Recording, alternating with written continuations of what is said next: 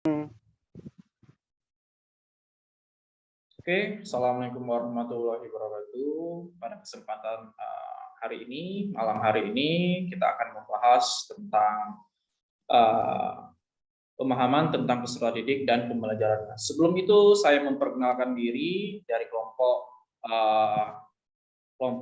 PPG Gelombang Kedua Prajabatan LPTK Unsri atau Universitas Wijaya. Yang pertama, nama saya sendiri, Arik Herianto. Lalu yang kedua ada Muhammad Ali Arif, ketiga Pandu Winata, dan terakhir Saudara Yulianto. Jadi pada MK pemahaman tentang peserta didik dan pembelajarannya, lalu apa saja yang akan kami bahas? Oke, slide selanjutnya. Oke, yang pertama tentang penjelasan bagaimana penerapan teori behavioristik, teori sosial kognitif, dan teori konstruktivisme di dalam kelas. Lalu yang kedua tentang model-model pembelajaran apa saja yang terbentuk berdasarkan prinsip konstruktivisme. Lalu yang terakhir ada studi bagaimana. Yang pertama Tania berumur 7 tahun. Dia memiliki kemampuan rendah dan keinginannya rendah untuk sukses. Yang kedua, anak bernama Samuel berumur 10 tahun yang bekerja keras untuk menjaga harga dirinya pada tingkat tinggi. Tetapi dia memiliki rasa takut akan kegagalan yang kuat. Yang ketiga, Sandra berumur 13 tahun yang tenang di kelas dan meremehkan keterampilan mereka. Yang terakhir adalah Robert yang berumur 16 tahun yang menunjukkan sedikit minat di sekolah dan saat ini tinggal bersama dengan bibinya. Oke, pertanyaan pertama akan dibahas oleh Saudara Muhammad Ali. Silakan, waktu dipersilakan. Baik, terima kasih Saudara Ari. Jadi yang pertama, saya akan mencoba menjabarkan contoh penerapan teori behavioristik di dalam sebuah kelas. Teori behavioristik sendiri menekankan pada pengamatan yang terlihat dan bagaimana perilaku tersebut dipengaruhi oleh lingkungan di sekitar. Sedangkan dalam konteks kelas sendiri, teori behavioristik ini bisa diterapkan dengan cara memberikan reward atau hadiah bagi para siswa yang menunjukkan perilaku yang diinginkan ataupun perilaku target yang diutamakan oleh guru di kelas itu, seperti menjawab pertanyaan dengan benar atau mengerjakan tugas dengan baik. Dengan memberikan reward, diharapkan siswa akan lebih tertarik untuk terus menunjukkan perilaku yang diinginkan. Selanjutnya, oke, untuk penerapan teori sosial selanjutnya adalah teori sosial yang coba diterapkan di dalam sebuah kelas. Contoh pertama dari penerapan teori sosial kognitif dalam kelas adalah dengan menggunakan metode pembelajaran kooperatif. Metode ini memfokuskan pada interaksi sosial antara siswa selama proses belajar mengajar sehingga mereka dapat belajar bersama-sama dan membantu satu sama lain dalam memahami materi pelajaran. Dengan demikian diharapkan para siswa ini akan bisa lebih mudah mengingat informasi yang telah dipelajari dan mengaplikasikannya dalam situasi nyata. Oke, untuk selanjutnya akan dijabarkan oleh Saudara Yulianto. Silakan. Baik, terima kasih kepada moderator. Jadi di sini saya akan sedikit menjelaskan tentang contoh penerapan teori konstruktivisme. Nah, di sini ada salah satu contoh penerapan teori konstruktivisme dalam pembelajaran adalah dengan menggunakan metode diskusi kelompok. Dengan metode ini diharapkan siswa diberikan kesempatan untuk berkolaborasi ataupun berdiskusi dengan teman-temannya untuk membangun pemahaman mereka tentang materi yang diajarkan. Dengan cara ini, siswa diharapkan dapat membangun sebuah pengetahuan mereka secara aktif dan berkontribusi pada perkembangan pemahaman kelompok itu sendiri.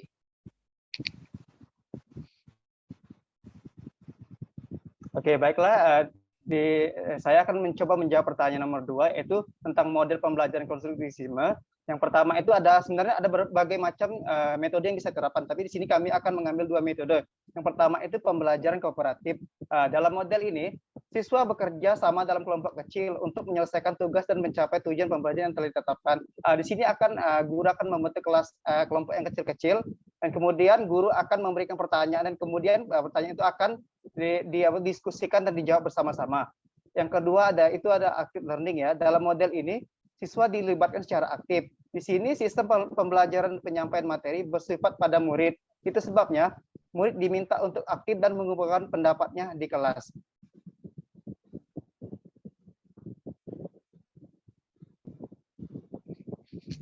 Baik, di sini saya akan menjelaskan sedikit tips bagaimana cara meningkatkan motivasi anak.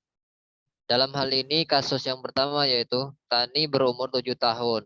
Nah, Tania ini memiliki kemampuan rendah dan keinginan rendah untuk sukses. Dan bagaimanakah caranya? Ada 2 opsi yang ingin saya tawarkan, yaitu yang pertama, dekati anak secara personal. Kemudian yang kedua itu berikan pujian kepada anak. Nah, kenapa? Nomor 1 itu saya memberikan opsi dekati anak secara personal, karena dalam hal ini anak cenderung menginginkan sebuah pendekatan secara emosional. Nah, dalam hal ini saya ingin memberikan sebuah kisah inspiratif tentang orang-orang sukses yang bisa berbahasa Inggris, seperti orang yang sukses di bidang usaha, orang yang sukses di bidang pendidikan, dan lain-lain. Nah, untuk contoh yang nomor 2, yaitu berikan pujian berupa hadiah seperti jajan ataupun perlengkapan sekolah kalau bisa menghafal 3 kata dalam sehari dan akan bertambah seterusnya. Hal ini saya inginkan ataupun saya inginkan karena anak itu cenderung senang dengan hadiah-hadiah yang diberikan oleh guru-guru. Bagi anak, hadiah yang diberikan oleh guru merupakan hadiah yang sangat istimewa bagi mereka, dan hal ini bisa membangkitkan ataupun meningkatkan motivasi dari Tania itu sendiri.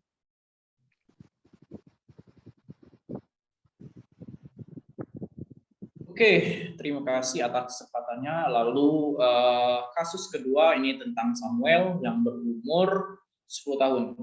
Dia ini memiliki rasa takut akan kegagalan atau pesimis ya di dalam hidupnya. Jadi cara yang untuk meningkatkan motivasi belajar di Samuel itu saya tawarkan dengan menceritakan contoh kasus orang-orang yang dulunya mengalami kegagalan. Jadi setelah mencoba terus-menerus dan tidak menyerah, lalu pada akhirnya orang itu dapat berhasil dan sukses. Salah satu contohnya yaitu pemilik KFC. Dianya selalu gagal dan gagal, akhirnya dia belajar dari kegagalan, akhirnya mencoba, terus mencoba, akhirnya terbangunlah yang namanya fast food, yaitu yang biasa kita sebut KFC. Oke, tujuan teks atau cerita inspirasi itu apa? Jadi bisa menumbuhkan atau menggugah motivasi, semangat, dan rasa percaya diri untuk menghadapi semua tantangan yang mungkin akan dihadapi dalam mencapai tujuan diharapkan secara positif. Jadi kegagalan itu bukan gagal dan gagal, tapi dalam kegagalan itu adalah gerbang menuju kesuksesan. Oke, terima kasih. Oke, untuk kasus selanjutnya, kasus ketiga, seorang siswa bernama Sandra, berumur 13 tahun, yang tenang di kelas dan meremehkan keterampilan mereka. Sepemahaman saya, kemungkinan Sandra ini pendiam, ya, tapi meremehkan keterampilan kawan-kawannya di kelas. Jadi ada 3 alasan, kemungkinan alasan yang membuat Sandra meremehkan keterampilan teman-temannya yang ada di kelas. Yang pertama itu dikarenakan karena si Sandra ini cenderung menganggap dirinya paling pintar. Jadi ketika ada seorang siswa yang menganggap dirinya paling pintar, ini bisa menjadi kecenderungan yang menonjol ya ke arah memuji dirinya sendiri, dan bukan tidak mungkin dirinya lebih mengelulukan dirinya sendiri dan bisa meremehkan orang lain. Kemudian alasan yang kedua, alasan Sandra ini bisa meremehkan teman di kelasnya karena sifatnya yang terlalu dominan. Jadi kecenderungan untuk bersifat dominan ini bisa terjadi apabila peserta tersebut merasa bahwa tak mungkin ada siswa lain yang mampu lebih baik selain dirinya. Ya, jadi biasanya ini dikarenakan karena adanya kejadian sebelumnya, seperti saat kemungkinan dia bisa juara kelas terus atau bisa juara lomba terus, sehingga dia menganggap dirinya yang paling dominan, yang paling di atas di antara teman-temannya yang lain.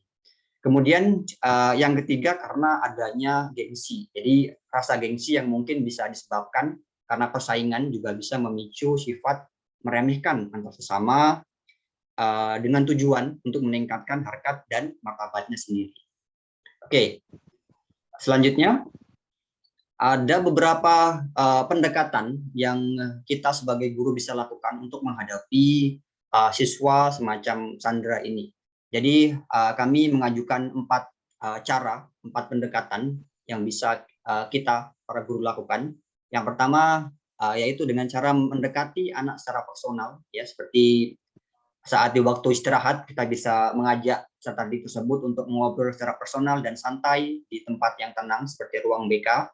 Kemudian kita dalam berkomunikasi dengan si anak tersebut sebaiknya menggunakan bahasa yang santai sehingga anak tersebut merasa nyaman saat mengkomunikasikan kondisinya dengan kita sebagai guru. Dan sebaiknya jangan menanyakan suatu hal terlalu dalam karena ditakutkan anak tersebut akan merasa tidak nyaman. Jadi tujuan awal kita untuk mendekatkan diri kepada anak bisa gagal karena kita yang terlalu ingin tahu tentang kehidupan si anak tersebut. Kemudian cara yang ketiga, kita bisa dengan memberikan kepercayaan pada anak yang bermasalah tersebut seperti melakukan tes bakat dan minat peserta didik. Dengan hal itu kita bisa mengetahui di bagian mana anak tersebut memiliki keahlian, dan dengan keahlian tersebut kita bisa memberikan kepercayaan, ya, untuk mengembangkan bakat tersebut seperti mengikutkannya ke sebuah lomba dan semacamnya. Dan yang terakhir dan menurut saya yang paling penting adalah dengan mengajaknya untuk berinteraksi sosial dengan teman di sekitarnya, berkumpul dan bertukar pengalaman dengan teman, khususnya dengan teman yang tidak terlalu akrab dengannya. Jadi ini bertujuan agar si Sandra ini bisa lebih mengenal tentang keberagaman bakat, ya, dan mengajarkan toleransi bakat sehingga dia bisa melihat sendiri bahwa setiap orang, setiap manusia itu memiliki keunikannya sendiri-sendiri dan tidak seharusnya kita merendahkan keunikan dari orang lain tersebut. Dan diharapkan setelah para guru menerapkan 4 cara ini, ya, si peserta didik tadi bisa berpikir lebih terbuka, bisa menerima perbedaan dan menghargai perbedaan tersebut tanpa merendahkan orang lain.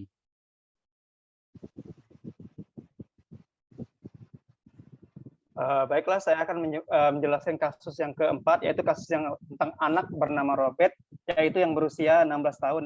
Ya. Seperti kita tahu bahwa anak berumur 16 tahun adalah saat-saat bagi si anak untuk memasuki fase remaja, di mana mereka akan mencoba untuk mencari jati dirinya. Dan disinilah terjadinya adalah perubahan sikap dari sang anak itu biasanya menjadi susah dikendalikan, ya.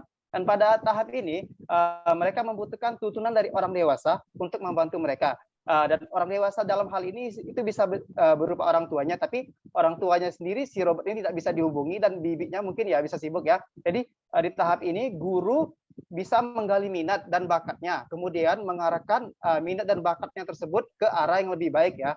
Diharapkan dengan pengarahan ini si Robert itu bisa menemukan jati dirinya dan bisa mencoba untuk memperbaiki dirinya. Kemudian guru juga harus memberikan motivasi mengenai pentingnya sekolah dan menunjukkan apa yang bisa capai dengan bersekolah di masa depan nanti.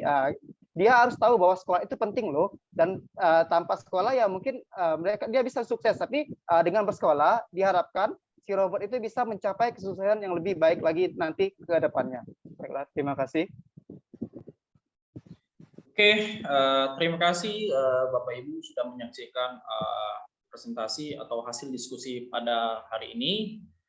Kami menerima saran, kritikan, masukan, bahkan pertanyaan. Kami siap menerima itu. Oke, baiklah kami tutup.